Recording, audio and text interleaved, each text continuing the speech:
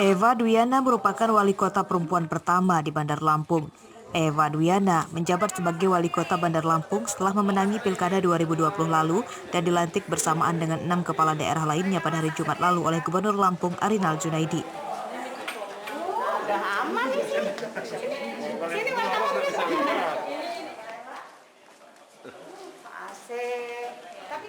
Eva Dwiana menjabat sebagai wali kota meneruskan kepemimpinan suaminya Herman HN yang menjabat sebagai wali kota Bandar Lampung 2 periode. Eva Dwiana tercatat sebagai wali kota Bandar Lampung ke-15. Dan berikut nama-nama wali kota Bandar Lampung. 1. Sumarsono, 2. Zainal Abidin Pagar Alam, 3. Alimuddin Umar, 4. Tabrani Daud, 5. Fauzi Saleh, 6. Zulkarnain Subing, 7. Nurdin Muhayyad, 8. Soeharto, 9. Edi Sutrisno, 10. Sudarno Edi,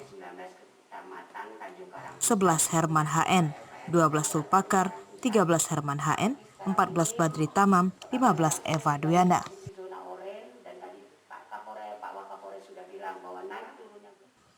Sehari pasca dilantik sebagai wali kota Bandar Lampung, Eva Dwiana memulai melaksanakan tugasnya dengan mengunjungi Kampung Tangguh di Kecamatan Tanjung Karang Pusat pada hari Sabtu lalu. Mengawali tugasnya, Eva Dwiana mengatakan fokus bekerja menekan angka penularan COVID-19 di wilayahnya agar roda perekonomian yang terpuruk bisa kembali pulih. Itu kalau nggak kita membantu siapa lagi, dan nanti juga Bunda akan ajak RT yang sebagai satgas di RT-nya masing-masing bersama anggotanya adalah warga-warga. Nah, nanti kita akan berembuk sama-sama, kita bantu Pak Kapolres, kita juga dibantu dengan Pak Dandim. Mudah-mudahan yang tadi kita yang sudah masukin zona oranye harus tidak bergoyang lagi, harus wassalam di Kota Bandar Lampung. Jeffrey Arifin melaporkan dari Bandar Lampung.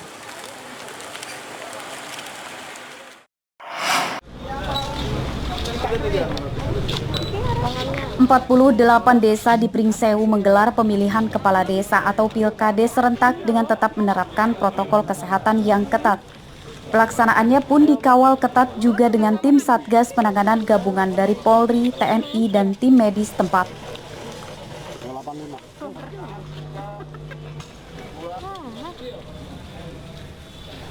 Petugas tempat pemungutan suara juga menggunakan pakaian khas Lampung untuk menarik perhatian warga ikut pemilihan.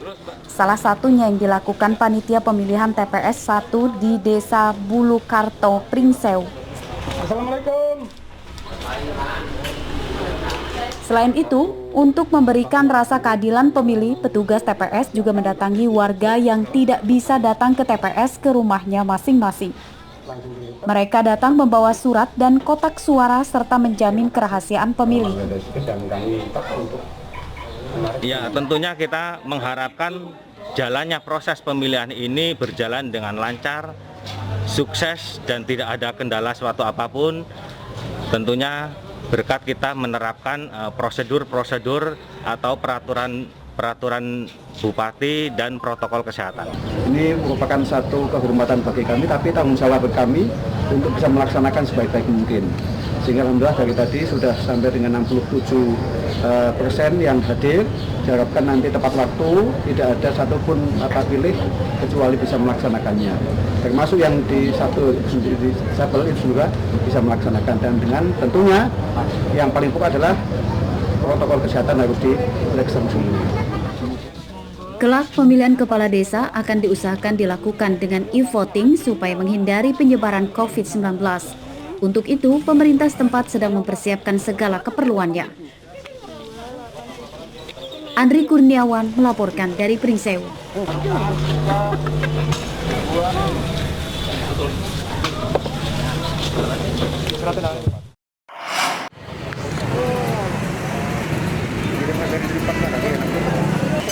14 dari total 126 kelurahan di Bandar Lampung telah terbentuk sebagai Kampung Tangguh Nusantara. Kampung Tangguh Nusantara dibentuk sebagai wadah kegiatan usaha mikro, kecil, dan menengah atau UMKM untuk menopang sektor ekonomi masyarakat di tengah masa pandemi COVID-19.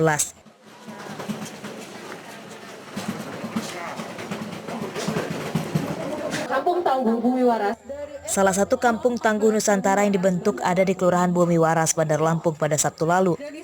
Di kelurahan ini terdapat 3 UMKM yang dikelola warga setempat, yakni pembuatan jamu empon-empon, kerupuk kemplang terbuat dari ikan, serta pembuatan aneka bakso daging dan bakso ikan. Pandemi ini saya rasa UMKM ini cukup membantu untuk perekonomian mereka. Apa kelihatan UMKM yang menonjol di sini, Mbak? Di sini jamu menonjol dan bakso dan kerupuk. Pengelolaannya sendiri dari warga sekitar sini? Iya, betul. Kesehatannya, bidang ekonominya, bidang keamanannya. Hanya untuk yang sekarang ini kita arahnya fokus ke kesehatan.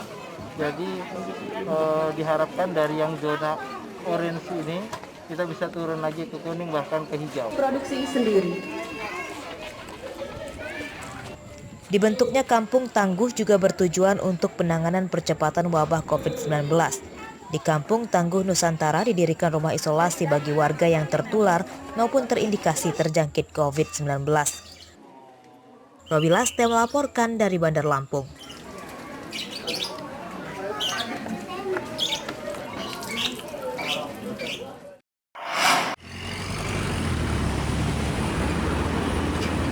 Meski berstatus sebagai zona oranye, namun jumlah warga yang tertular COVID-19 di Lampung Utara masih bertambah setiap harinya.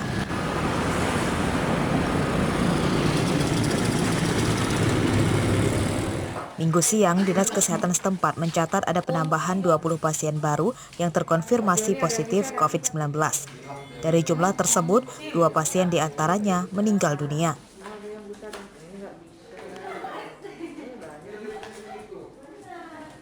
Seluruh pasien baru COVID-19 itu tidak dirawat di ruang isolasi rumah sakit, melainkan mereka menjalani isolasi di kediamannya masing-masing. Para pasien baru COVID-19 tersebut seluruhnya berasal dari pekerja swasta yang memiliki riwayat perjalanan dari luar daerah. Dari 20 kasus konfirmasi positif ini, mereka rata-rata isolasi di tempat masing-masing dengan pengawasan dari puskesmas setempat.